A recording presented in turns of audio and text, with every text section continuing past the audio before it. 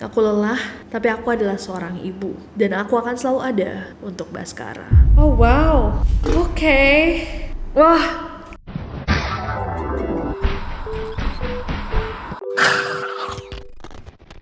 Hey guys, it's Nessie and welcome back to Neror.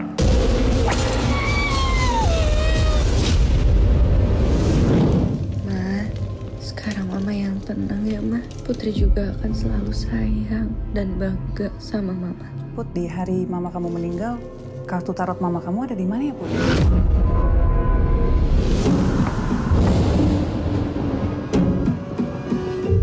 Putri, emangnya bisa juga kayak Bu Sari? Rumah ini sering dipakai meramal oleh Sari. Gue nggak tahu ini beneran mama atau bukan, tapi gue ngerasa kayak dia bisa ngeliat apapun yang gue lakuin.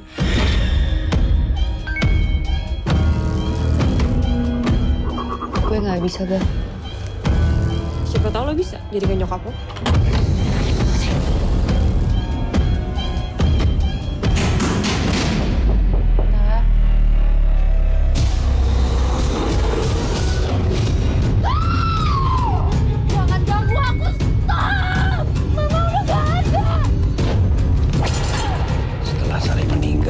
Iblis yang membisikinya marah.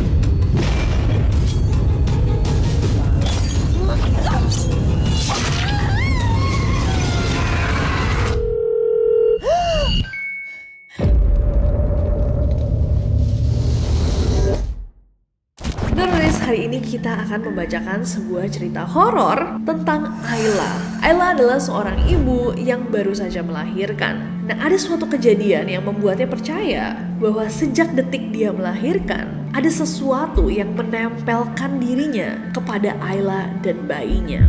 Ayla kerap mengalami pengalaman mengerikan dari di rumah sakit, bahkan setelah pulang ke rumahnya. Dan Ayla bertanya-tanya apakah fenomena yang dialami itu berhubungan dengan sebuah kisah tragis yang telah terjadi di rumah sakit yang sama, di waktu yang sama saat Ayla melahirkan. Langsung aja Neroris, kita baca bareng-bareng. So without any further ado, stop senyum-senyum, the shit's about to go down. Ayla masih ingat hari itu guys. Hari Senin tanggal 23 Januari tahun 2023 di Purwokerto, jam 13.25, jam 1:25 siang. Ayla baru saja melahirkan buah hati pertamanya. Secara normal, seorang anak laki-laki sehat yang kita sebut saja namanya Baskara. Tubuh Ayla masih lemas, berjam-jam menahan sakit. Tangannya pun masih bergetar, keringat dingin masih menempel di tubuhnya. Tapi Ayla bahagia begitu dibilangin bahwa anaknya, bayi mungilnya, terlahir sehat, sempurna, tanpa kekurangan. Tapi Ayla juga gak tahu bahwa kebahagiaannya itu gak berlangsung lama. Di jam 4 sore ada suaminya, ayah ibu mertuanya, adik iparnya, semua datang ke kamar rawat inapnya. Sayangnya orang tuanya Ayla gak bisa hadir karena memang mereka tinggal jauh di Pekanbaru dan tiket ke Jawa itu gak murah. Jadi ketika Ayla mengabari tentang persalinannya, mereka cuma bisa mengonfirmasi bahwa mereka akan menyusul beberapa hari lagi. Sore itu Ayla memperhatikan semua orang, memperhatikan bayinya. Mereka bahkan bergantian menggendong anaknya dan sang ibu mertua bahkan berkali-kali memotret Baskara dengan handphonenya. Ayla tahu bahwa mereka semua bahagia karena memang Baskara adalah cucu pertama di keluarga mereka. Entah apakah hormon atau perasaannya aja, tapi Ayla merasakan sedikit keirian karena tidak ada yang menanyakan kondisinya. Apakah dia butuh minum atau makan sesuatu? Dan seisi tubuh Ayla yang masih terasa remuk gak membantu juga.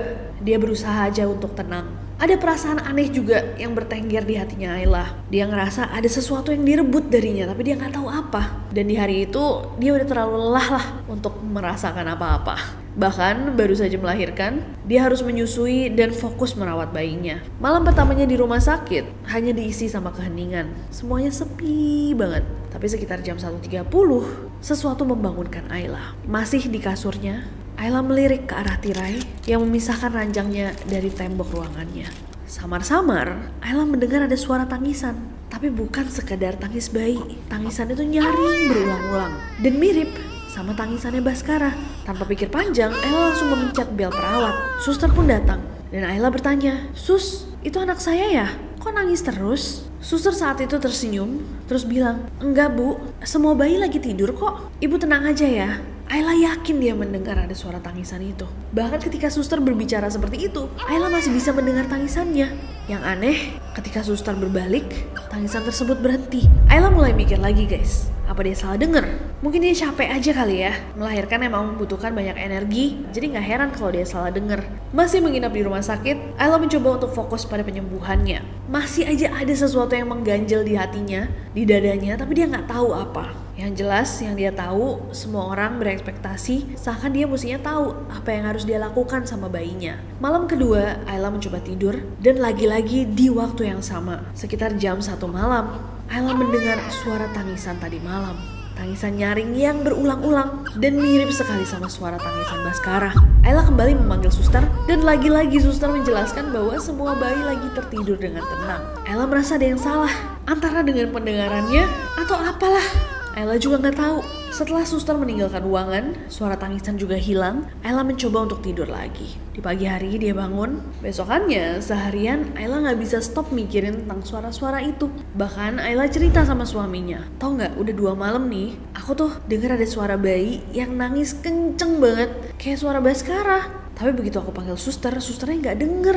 Bahkan dia bilang bahwa semua bayi lagi tertidur. Suaminya Ayla cuma bilang, Ayla, kamu jangan ngomong yang aneh-aneh deh. Kamu kayak orang stres tau gak?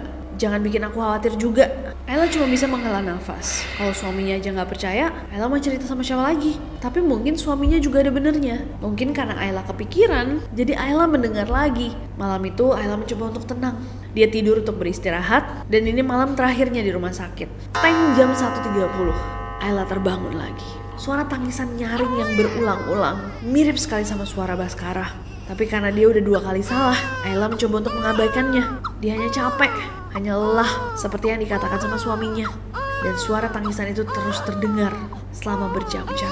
Sampai Ayla berusaha untuk menutupi kupingnya dengan bantal. Qomat Kamit berdoa, bahkan matanya mulai menangis. Seakan dia gak bisa bedain apa yang asli dan tidak.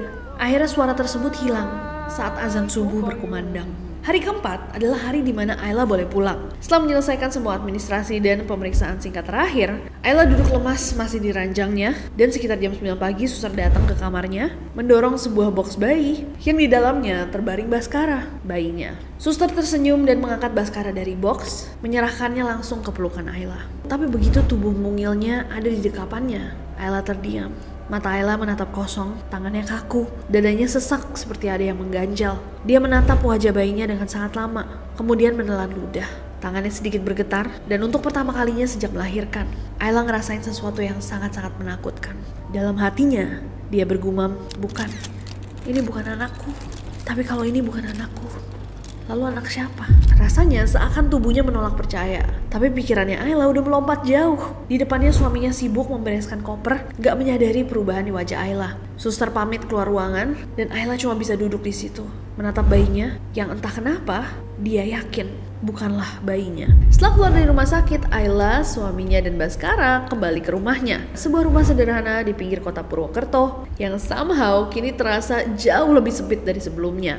Di rumah yang sama, Ayla tinggal bersama suaminya, ibu mertuanya, dan adik iparnya. Mereka semua ikut tinggal bareng selama 2 minggu katanya untuk bantu-bantu Ayla. Tapi nyatanya kalau menurut Ayla, gak ada yang benar-benar membantu dia. Sejak hari pertama tiba di rumah, semua hanya tertuju ke Baskara. Semua orang berebut menggendong, merekam, memotret, dan mereka akan tertawa pelan setiap kali Baskara cekukan dan berbicara lebih sepi ketika Baskara tidur. Dan Ayla hanya duduk di ujung kasur memandangi pemandangan ini. Rasanya seperti menonton pertunjukan di mana dia sama sekali bukan bagian dari pemainnya. Nah, kejadian pertama yang aneh dan menyeramkan untuk Ayla itu terjadi ketika Baskara umur sekitar 1 bulan. Suatu malam Ayla sedang tidur, tiba-tiba dia terbangun karena mendengar ada suara ketokan. Tok, tok. Pelan tapi terdengar jelas di antara suara jangkrik dan juga jam dinding. Ayla pikir suaminya terbangun, haus dan ingin ke dapur. Tapi saat dia membuka mata, dia malah melihat ada seseorang berdiri di ambang pintu. Bukan suaminya, tapi seorang anak kecil. Usianya sekitar 3 tahun dan anak itu berdiri diam aja di pintu. Dia mengenakan piyama putih, rambutnya acak-acakan, tapi bukan itu yang buat Ayla kaget. Ketika Ayla lihat wajahnya, wajah anak itu tidak asing. Di bawah matanya juga ada tanda lahir. Tanda lahir yang sama dengan yang dimiliki Baskara, anaknya. Anak itu menatap Ayla dengan tajam. Terus dia berkata dengan suaranya yang kecil tapi dingin, "Kamu bukan ibuku." Ayla yang masih setengah sadar dengan refleks menjawab, "Ya, kamu juga bukan anakku." Kata yang terlontar begitu aja dari bibirnya membuat Ayla kaget. Tersentak dia terbangun dengan nafas yang sudah memburu-buru dan keringat dingin di seluruh punggungnya. Mimpi yang sangat aneh membuatnya langsung menoleh ke arah box yang ada di samping ranjangnya. Di dalamnya Baskara masih tertidur lelap, wajahnya tenang dan tanda lahir di bawah matanya terlihat jelas. Jauh lebih kecil dari apa yang Ayla lihat di wajah anak yang ada di mimpinya. Dada Ayla terasa sesek. Apa perasaan ini? Dia juga gak tahu. Gak kerasa 3 bulan berlalu sejak kelahiran Baskara. Baskara sekarang sudah bisa membuka matanya, sudah bisa tersenyum, bahkan terkadang tertawa. Ayla juga mencoba untuk jadi ibu yang terbaik, menyusui, memandikan, memakaikan popok, menimang Baskara. Walau terkadang masih ada perasaan itu, perasaan asing dengan Baskara. Suatu malam sekitar jam 3 pagi, Ayla terbangun dengan perut yang sangat lapar. Normal sebenarnya karena Ayla masih menyusui dan seringkali dia merasakan lapar yang tiba-tiba aja. Ayla bangkit dari kasurnya, menoleh refleks ke arah Baskara. Terus dia sadar bahwa Baskara tidak ada di boxnya. Kaget banget, Ayla hendak membangunkan suaminya yang tidur pulas di sebelahnya. Baru aja dia noleh ke suaminya, tiba-tiba dia dengar ada suara lantunan. Suara tersebut ternyata datang dari pojok kamarnya. Jadi di pojok kamarnya Ayla itu terdapat sebuah kursi, semacam kursi empuk buat 1 orang. Dan kursi tersebut kini menghadap ke arah samping, ke arah jendela yang sedikit membelakangi Ayla. Tapi dengan jelas Ayla bisa melihat ada seseorang duduk di sana sambil menimang Baskara. Ayla cuma bisa memaku melihat dia menimang-nimang bayinya dengan alunan lagu yang tidak Ayla kenal. Lagu yang terdengar asing bahasanya. Suaranya lirih tapi menusuk, terasa menyayat di telinga. Ayla butuh beberapa detik untuk menyadari bahwa lagu yang dinyanyikan sepertinya dalam bahasa Jawa. Tapi nafas Ayla lagi-lagi tertahan saat dia sadar bahwa malam itu ibu mertuanya sedang tidak ada di rumah. Dan Ayla cuma bertiga bersama suami dan anaknya. Lalu siapa ibu yang duduk ini? Tubuh Ayla juga masih kaku, mencoba memproses. Tiba-tiba lagu yang dinyanyikan berhenti. Seakan sosok itu tahu bahwa ada yang memperhatikannya. Ayla tetap memaku melihatnya. Tiba-tiba kepalanya mulai bergerak guys. Memutar untuk melihat Ayla. Perlahan dan sebelum wajahnya terlihat jelas, Ayla menutup matanya karena takut dan dikagetkan dengan suara tangis Baskara. Di dalam boxnya terbaring di sebelah Ayla. Malam itu katanya Ayla tuh disadarkan atas 2 kemungkinan yang sangat menyeramkan. Yang pertama adalah bahwa dia berhalusinasi dan dia sedang tidak baik-baik saja. Dan yang kedua adalah bahwa ada sesuatu dari alam gaib yang mengganggunya dan Baskara. Sejak malam itu katanya Ayla kesusahan untuk melupakan sosok yang dia lihat di kamarnya. Tapi beberapa minggu berjalan tanpa gangguan, walaupun Ayla masih merasa was-was, merasa berat. Ditambah lagi di momen-momen seperti ini, Ayla kangen banget berada di tengah keluarganya. Terutama di momen-momen ketika suaminya kerja, kayak Ayla kangen banget berada di tengah keluarganya di Pekanbaru. Ayla datang dari keluarga yang ramai, melakukan semua bersama, adik-adiknya tidak pernah jauh. Tapi hari-hari setelah melahirkan ini terasa sepi, hanya ada dia dan Baskara di rumah. Melakukan hal yang sama-sama aja setiap harinya. Sebelum punya Baskara, Ayla juga bekerja dan mereka biasanya pulang kerja bareng. Cari makan, nonton, atau pulang ke rumah berdua aja, seru ngobrolin kegiatan dan juga hal-hal yang menarik dari hari mereka. Tapi sejak punya Baskara, memang fokusnya terasa berubah. Semua obrolan tentang Baskara, yang dipentingkan keperluan Baskara, bahkan semua energi mereka keluarkan untuk melihat senyuman dan ketawa kecilnya. Suatu malam seperti biasa, setelah Baskara tidur, Ayla dan suaminya pun beranjak tidur. Ayla memang sadar bahwa sejak melahirkan, tubuhnya tuh lebih mudah terbangun guys, karena waspada. Kira-kiranya Baskara menangis atau lapar minta susu, dan malam ini tidak berbeda. Jam 3 pagi Ayla terbangun, tapi sedikit bingung karena kamarnya gelap gulita. Tengah kegelapan itu, Ayla bisa melihat sesuatu yang mestinya membuatnya teriak menjerit. Tapi lidah dan mulutnya hanya bisa terdiam membeku. Ayla melihat ada siluetnya Baskara, bayinya yang baru berusia 3 bulan itu, berdiri di ranjangnya. Baskara tidak memegang apapun, tidak menopang tubuhnya, hanya berdiri diam seperti patung. Tidak bicara, tidak menangis. Untuk beberapa detik, Ayla hanya bisa bernafas dengan berat, terengah-engah, dan mengumpulkan energi untuk mengangkat tangannya dan menepak saklar lampu. Dalam sekejap, lampu kamar menyala, dan Baskara kembali ada di posisinya di dalam ranjang, telentang, matanya terpejam, masih tertidur lelap. Ayla nggak tahu apa yang baru saja dia lihat, apa maksudnya. Tapi sejak malam itu, Ayla sulit tidur, sulit makan tanpa merasa mual. Dia mulai kepikiran apakah dia butuh pertolongan luar. Tapi dia takut untuk menceritakan hal-hal ini yang sebenarnya tidak masuk akal juga. Bagaimana kalau ada yang menganggapnya gila dan mengambil Baskara darinya? Gak ada ibu yang akan meresikokan hal itu, walaupun Baskara masih terasa asing buatnya.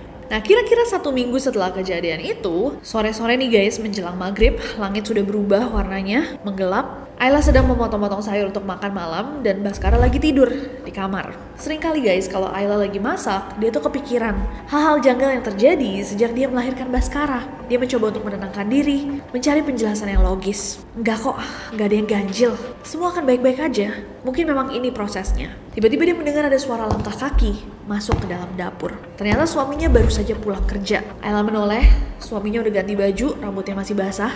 Sang suami pun menyapanya. Wah, masak apa nih? Ayla menjelaskan bahwa dia lagi mau bikin sop. Suami Ayla kemudian memujinya. Wah, hebat istriku, pasti capek, urus Baskara, masih belajar hal-hal baru. Ini resep baru kan?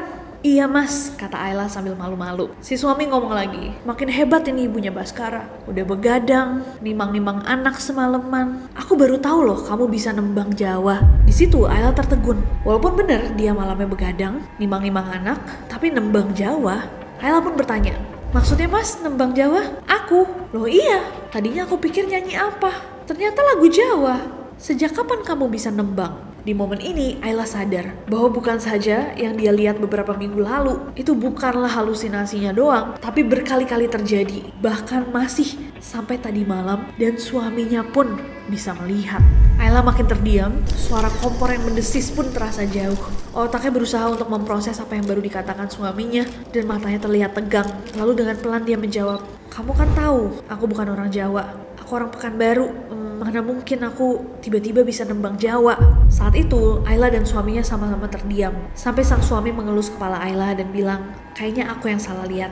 Kamu lanjut aja ya masaknya, tenang gak ada apa-apa. Tapi gimana Ayla mau tenang kalau mereka berdua sama-sama melihat sosok yang sama? Apa bener dia cuma salah lihat, salah denger?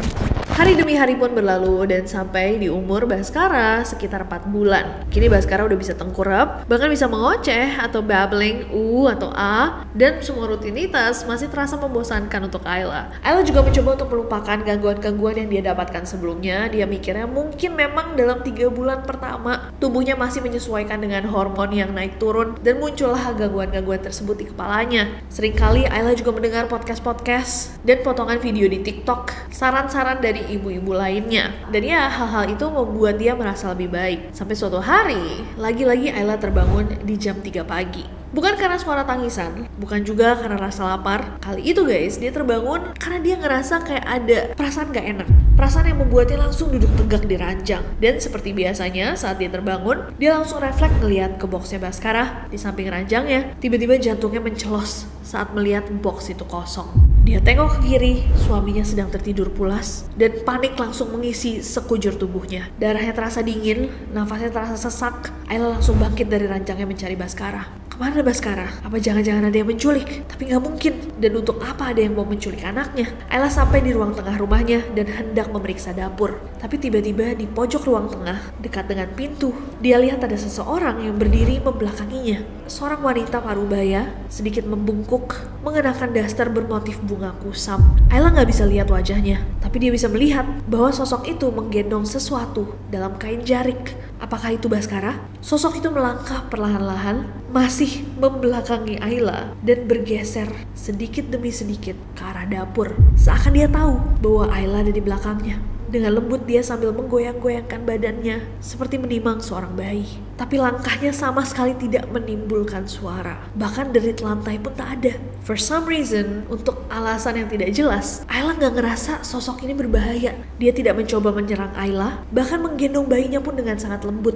Ayla mematung memerhatikannya. bergerak menuju dapur yang gelap. Saat sosok tersebut masuk ke dapur, tiba-tiba gerakannya berubah dan sosok tersebut melesat cepat masuk ke dapur. Ayla yang kaget tersentak dan mengejarnya, dan di dalam dapur ternyata tidak ada siapa-siapa. Di momen yang sama, Ayla mendengar suara teriakan Baskara dari kamar. Dengan tubuh yang masih gemetar, Ayla langsung berlari ke kamarnya, dan sampai kamar, suaminya sudah menggendong Baskara. Dengan tatapan bingung masih setengah ngantuk, dia bilang, "Gak tahu kenapa, tiba-tiba bangun histeris gitu aja. Kamu dari toilet ya?" Tanpa bilang apa-apa, Ayla mengambil Baskara dan mendekapnya, membacakan doa di kupingnya. Ayla bingung banget apa yang dia lihat. Apakah dia berhalusinasi? Apakah tadi cuma mimpi? Yang jelas malam itu, Ayla bahkan terlalu takut untuk menaruh Baskara balik ke dalam boxnya. Ayla menimang dan mendekap Baskara di pelukannya sampai matahari terbit, membacakan semua doa-doa yang dia tahu di kuping anaknya. Sebenarnya apa hubungan dia, Baskara, dan juga semua yang dialami selama ini? Dan kenapa gangguan-gangguan ini baru mulai setelah dia melahirkan? Fast forward 2 bulan kemudian, saat Baskara hendak check up 6 bulanan, Ayla dan suaminya membawa Baskara pagi-pagi berangkat ke rumah sakit. Rumah sakit yang sama tempat Ayla melahirkan. Karena mereka tiba lumayan pagi, mereka belum sempat sarapan. Akhirnya Ayla sama sang suami makan di depan rumah sakit. Dan kebetulan di depan rumah sakitnya itu ada orang-orang yang jualan makanan, guys. Ada yang jual bubur ayam, ada juga katanya empal kupat, minuman-minuman, beberapa tuh ada gerobak gitu. Nah, basa-basi pas tunggu giliran, Ayla diajak ngobrol sama tukang buburnya. Ditanya, "Oh, mau periksa ya? Umur berapa bu anaknya?" 6 bulan pak. Ditanya lagi sama tukang bubur yang kalau bahasa Indonesia, "Oh, ngelahirinnya di sini juga?" Ayla menjawab dengan bahasa Indonesia bilang, "Iya pak, 6 bulan lalu. Anak saya umur 6 bulan. Nah, si tukang bubur ini nyerocos, "Oh, deket-deket itu dong. Waktu lahirannya Bu Utun. Sempet tahu nggak bu?" Ayla bilang, "Siapa pak Bu Utun?" Nah, si tukang bubur ini cerita, "Wah, ini sempet rame banget mbak di sini. Saya sih waktu itu nggak ada, tapi yang lain-lain cerita beberapa bulan lalu ada satu ibu-ibu nggak waras yang biasanya emang keliaran di area sini. Nah, ibu-ibu ini udah lama dipikir hamil, walaupun dia jalan-jalan nggak pakai sepatu, perutnya tambah lama tambah besar. Dia suka bantu-bantu tuh beres-beresin plastik, mungut-mungutin sampah, suka dikasih makan juga sama kita-kita. Nah, terusan suatu hari ketubannya pecah, terus dia kelihatan kesakitan. Kata yang lain-lain, akhirnya dibopong, dibawa ke rumah sakit. Karena orang-orang yang kerja di rumah sakit suka ngeliat dia, akhirnya dibantu lahiran sama bidan rumah sakit. Tapi naas mbak, anaknya nggak selamat. Katanya bayinya emang lemah, mungkin karena nggak diurus selama hamil. Nah, tapi tuh dia dibilangin anaknya meninggal, dia nggak percaya. Dan katanya beberapa hari dia tuh coba menyelinap masuk ke rumah sakit. Dia berapa kali ditemuin berdiri di depan ruangan bayi, ngeliatin dari luar kaca. Dan kebetulan di waktu yang sama dia lahiran, siang-siang tuh ada perempuan lain juga yang baru lahiran. Anaknya sama-sama laki-laki. Jadi Ibu Utun berdiri di depan kaca, selalu mantengin anak laki-laki itu. Dia percaya itu anaknya. Kan sering sepi ruangan tunggunya. Dia ngomong-ngomong sendiri, nyanyi-nyanyi sendiri. Lagu-lagu lama kata suster, lagu-lagu Jawa. Dan selalu diajak pelan-pelan sama suster keluar. Nah, tapi mbak 3 harian, anak bayinya dibawa pulang kan sama keluarganya. Terus Ibu Utun nangis berhari-hari. Dan beberapa hari kemudian dia masih kosong gitu. Diajak ngomong apa udah gak masuk. Nangis aja, terus nangis aja. Kayak orang kosong gitu. Sampai beberapa hari kemudian dicariin sama orang-orang sini udah gak ada, ternyata kecelakaan mbak di jalan layang. Ayla pun bertanya, "Meninggal pak?" "Iya mbak, gak ketolong."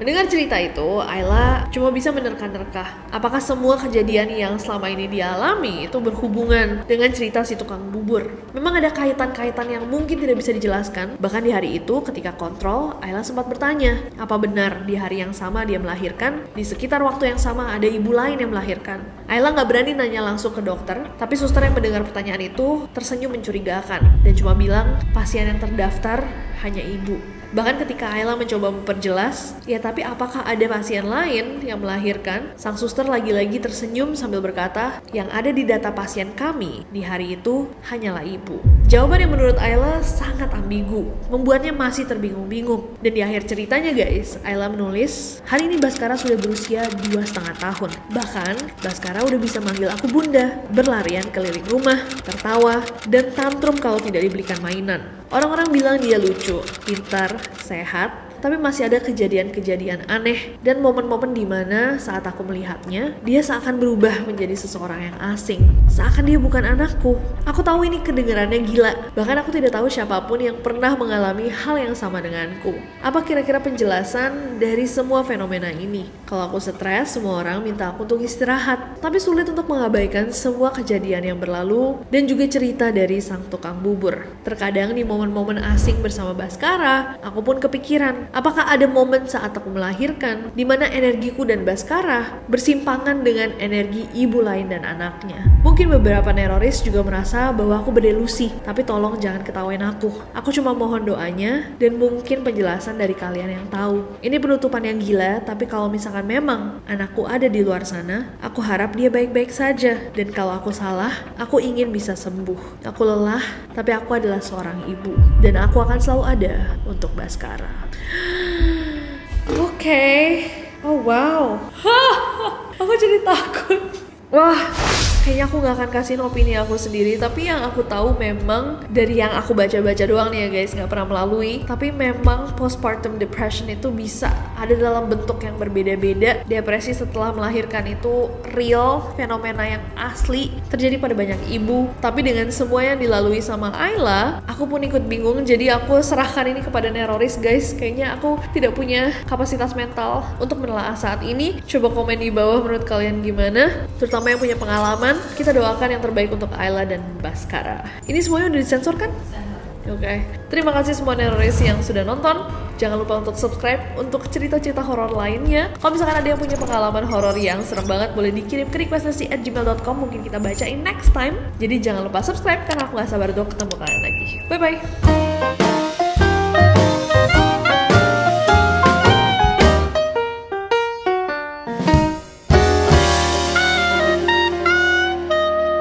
Jawaban yang menurut Ayla sangat ambigu. Setelah menyelesaikan semua administrasi dan pemeriksaan singkat, terus dia sadar. Bisa diem nggak Shopee?